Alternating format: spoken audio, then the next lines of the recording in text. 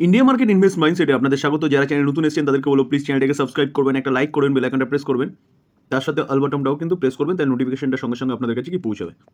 দেখুন, আজকে অলরেডি দুটো ভিডিও আপলোড করেছি যেখানে মার্কেট রিলেটেড নিউজ নিয়ে আলোচনা করেছি, মার্কেটে কোথায় কি নিউজ পাওয়া যাচ্ছে সেটা নিয়ে আলোচনা করেছি। তার পাশাপাশি দেখুন, নিফটি অনলি ফর তার হাই থেকে 2-2.5% পড়েছে, কিন্তু সবার পোর্টফোলিও কিন্তু রিসেন্টলি এই 5-6 দিনে কিন্তু 10-15% মতন কিন্তু মাইনাসে চলে গেছে।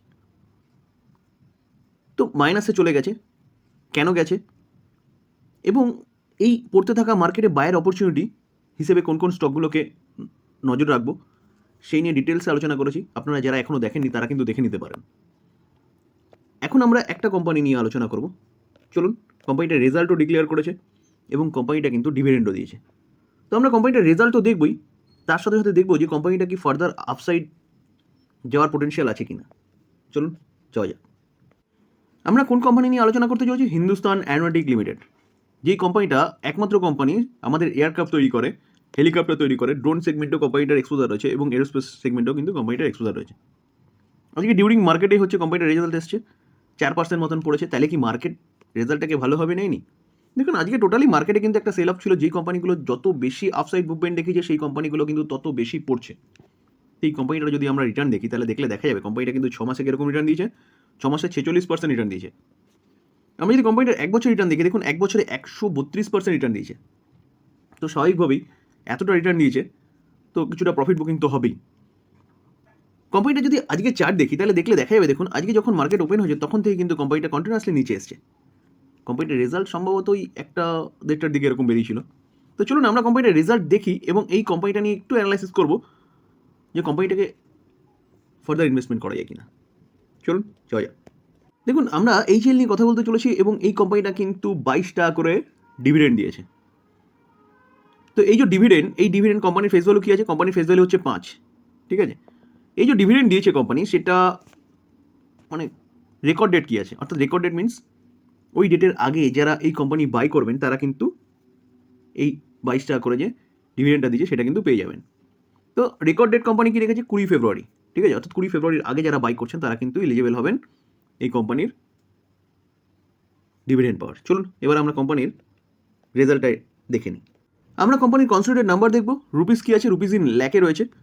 আমরা সিকোয়েন্সটা দেখে নেব। সিকোয়েন্স কী আছে? ডিসেম্বর 22, সেপ্টেম্বর 23, ডিসেম্বর 23, সিকোয়েন্স একদম ঠিকঠাক আছে। এবার আমরা কি করবো? আমরা হচ্ছে কোম্পানির ইনকাম দেখবো। তো আমরা যদি কোম্পানির ইনকাম দেখি তাহলে দেখলে দেখা যাবে কোম্পানি কিন্তু 1 বছর আগে কীরকম ইনকাম করেছে? 6,16,000 আগের কোয়ার্টারে, 6,10,000 এই কোয়ার্টারে, 6,52,000। তো দেখা যাচ্ছে কোম্পানির যে শুরুয়াতটা হয়েছে অর্থাৎ ইনকাম ইয়ারলি এবং কোয়ার্টারলি কিন্তু বেড়েছে। তো চলুন এবার আমরা কোম্পানির এক্সপেন্সেস দেখে নিই। তো আমরা যদি কোম্পানির এক্সপেন্সেস দেখি তাহলে দেখলে দেখা যাবে, দেখুন টোটাল এক্সপেন্সেস। তো টোটাল এক্সপেন্সেস যদি দেখি তাহলে কোম্পানি কি এক্সপেন্সেস করেছে? 1 বছর আগে 4,95,000, আগের কোয়ার্টারে 4,45,000, এই কোয়ার্টারে কিন্তু 4,83,000। তো দেখা যাচ্ছে কোম্পানি ইনকাম তো ইয়ারলি কোয়ার্টারলি বেড়েছে, কিন্তু কোম্পানির এক্সপেন্সেস ইয়ারলি কিন্তু কমেছে। 4,95,000টা কিন্তু 4,83,000 হয়েছে, আর কোয়ার্টারলি একটু বেড়েছে। তো এটা কিন্তু একটা ভালো সাইন কি ইয়ারলি কিন্তু কোম্পানির এক্সপেন্সেস কমে গেছে। আমরা যদি প্রফিট বিফোর ট্যাক্স অর্থাৎ ট্যাক্স দেওয়ার আগে যদি প্রফিট দেখি তাহলে দেখলে দেখা যাবে কিন্তু 1 বছর আগে কোম্পানি কীরকম প্রফিট করেছে। ট্যাক্স দেওয়ার আগের প্রফিট 1,21,000, আগের কোয়ার্টারে 1,65,000, এই কোয়ার্টারে 1,68,000। তো 1,21,000টা বেড়ে হয়েছে 1,68,000, খুব ভালো একটা ইয়ারলি কিন্তু প্রফিট বেড়েছে। কোয়ার্টারলি 1,65,000টা 1,68,000 হয়েছে, তো কোয়ার্টারলি কিন্তু স্লাইটলি বেড়েছে। ওকে, এবার আমরা চলুন কোম্পানির মেন প্রফিটে চলে যাই, অর্থাৎ ট্যাক্স দেওয়ার প্রফিট বা ট্যাক্স বলুন, অ্যাডজাস্টমেন্ট বলুন, সব কিছু বাদ দিয়ে যে প্রফিট হয়। তো net profit for the pure যদি দেখি তাহলে দেখলে দেখা যাবে কিন্তু 1 বছর আগে 1,15,000, আগের কোয়ার্টারে 1,23,000, এই কোয়ার্টারে কিন্তু 1,26,000। তো দেখা যাচ্ছে ইয়ারলি 1,15,000টা 1,26,000 হয়েছে, 1,23,000টা 1,26,000 হয়েছে। তো কোম্পানি কিন্তু ইয়ারলি এবং কোয়ার্টারলি কিন্তু পারফরমেন্স ভালো করেছে। তাহলে যদি বলেন যে আজকে গিরাবাট কেন, দেখুন আজকে কিন্তু প্রতি কটা যে কোম্পানির রেজাল্ট ভালো করেছে আগে, যেমন আরকন ইন্টারন্যাশনাল রেজাল্ট ভালো করেছিল কিন্তু কোম্পানিটা পড়েছে। এই কোম্পানির রেজাল্ট ভালো করেছে কিন্তু কোম্পানির মধ্যে রিকভারি দেখা যায়। আমরা যদি চার্ট দেখি, দেখুন যেটা একটু আগে বলেছিলাম যে কন্টিনিউয়াসলি কিন্তু পড়েছে। তো সেই জায়গায় দাঁড়িয়ে কোম্পানিগুলো যত আপসাইড মুভমেন্ট দেখিয়েছে না, তত কিন্তু কোম্পানিগুলো এখন প্রফিট বুকিংয়ের শিকার হচ্ছে। তো এই কোম্পানিটাও কিন্তু ভালো আপসাইড মুভমেন্ট দেখিয়েছে। 1 বছরে দেখলে দেখা যাবে 132% আপসাইড মুভমেন্ট দেখিয়েছে, আর 5 বছরে দেখলে দেখা যাবে কিন্তু 817% আপসাইড মুভমেন্ট দেখিয়েছে। এই কোম্পানিটা এত আপসাইড মুভমেন্ট দেখিয়েছে কেন? এখন পড়ছে ঠিক আছে, তো প্রথমে স্যার আপনাকে জানতে হবে যে কোম্পানিটা আপসাইড মুভমেন্ট দেখিয়েছে কেন। কোম্পানিটা আপসাইড মুভমেন্ট দেখিয়েছে এর জন্যই যে আজকে আমাদের ভারত সরকার কিন্তু কী করছে, যে মেক ইন ইন্ডিয়ার ওপর জোর দিয়েছে এবং তারা ইম্পোর্ট কমিয়েছে, তার সাথে সাথে কিন্তু এক্সপোর্টের দিকে জোর দিয়েছে। তো ডিফেন্স সেক্টরে কিন্তু গভর্নমেন্ট ইম্পোর্ট অনেক কমিয়ে দিয়েছে এবং ভারতীয় কোম্পানিগুলোর ওপর কিন্তু ভরসা রেখে একের পর এক অর্ডার দিচ্ছে, এবং শুধু অর্ডার দিচ্ছে না, ভারতীয় কোম্পানি যেগুলো রয়েছে ডিফেন্স সেক্টরে সেই সব কোম্পানিগুলোকে কিন্তু আরও ডেভেলপমেন্ট করছে বিদেশে বিভিন্ন কোম্পানির সাথে টাই আপ করে। তো সেই জায়গায় দাঁড়িয়ে এই কোম্পানিটা অর্থাৎ এইচএল যে কোম্পানিটা, একটু আমি প্রথমেই বলেছিলাম যে কোম্পানিটা কী কাজ করে। তেজাস কোম্পানিটা তৈরি করে হেলিকপ্টার, ডিফেন্স সেক্টরে যতগুলো হেলিকপ্টার আছে সব কিন্তু কোম্পানিটা তৈরি করে। তার পাশাপাশি এরোস্পেসে আছে কোম্পানিটা এক্সপোজার রয়েছে, ড্রোন সেগমেন্টে রয়েছে। শুধু যে হেলিকপ্টার বা তেজাস তৈরি করছে এরকম ব্যাপার নয়, কোম্পানিটা কিন্তু এর পার্টসও হচ্ছে প্রোভাইড করে, প্লাস বিভিন্ন দেশের কিন্তু যে আপগ্রেডেশন, অর্থাৎ বিভিন্ন দেশের যে এয়ারক্রাফট আমাদের ভারতে রয়েছে সেইগুলোকে কিন্তু আপগ্রেডেশন এই কোম্পানিটা করছে। তো সেই জায়গায় দাঁড়িয়ে কিন্তু যে বিজনেস কোম্পানিটা করছে সেই বিজনেসে কিন্তু দম আছে, কারণ ভারত সরকার কিন্তু ভারতীয় কোম্পানিগুলোর ওপর জোর দিয়েছে। আর তেজাস যে তৈরি করছে একের পর এক কিন্তু আপগ্রেডেশন এই কোম্পানিটা করে যাচ্ছে। তো রিসেন্টলি আমরা দেখেছিলাম কিন্তু তার জন্য কিন্তু এই কোম্পানিটা 5 বছরে 817% কিন্তু আপসাইড মুভমেন্ট দেখিয়েছে। তো এখন কি করব?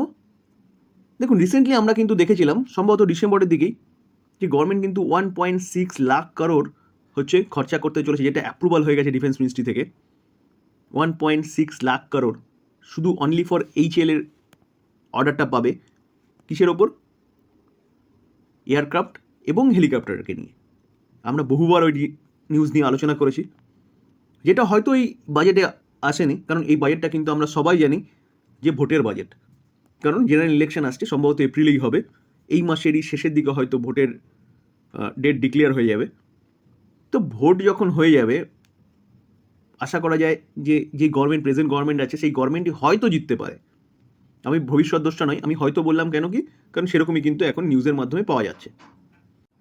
তো সেই জায়গায় দাঁড়িয়ে গভর্নমেন্ট, প্রেজেন্ট যে গভর্নমেন্ট রয়েছে সেই গভর্নমেন্ট যদি আবার আসে, তাহলে গভর্নমেন্ট যেসব কাজগুলো করছে সেই সব কাজগুলোকে কিন্তু কন্টিনিউয়াসলি চালিয়ে যাবে। অর্থাৎ এক্সপেক্ট করা যায় যে গভর্নমেন্ট যে মেক ইন ইন্ডিয়া বা ইম্পোর্ট কমানো, এক্সপোর্ট বাড়ানোর উপর যে জোর দিয়েছে, সেই অনুযায়ী যে গভর্নমেন্ট কাজ করছে ডিফেন্স সেক্টরে, তো সেরকমভাবে কিন্তু কাজ করে যাবে। তো যেহেতু সামনে ইলেকশন, তার জন্য কিন্তু আজকে বলা যেতে পারে কিন্তু প্রতি কটা কোম্পানি এরকম কিন্তু একটা ডাউন সাইড মুভমেন্ট দেখা গেছে।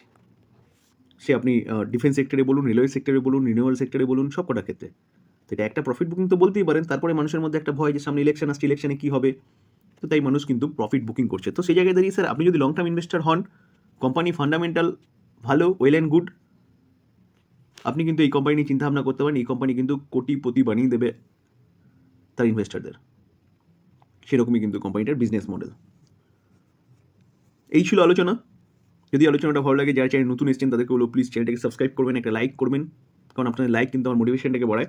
শেয়ার করবেন, বেল আইকনটা প্রেস করবেন, তার সাথে অল বাটনটা প্রেস করবেন, তার নোটিফিকেশনটা কিন্তু সঙ্গে সঙ্গে আপনাদের কাছে পৌঁছাবে।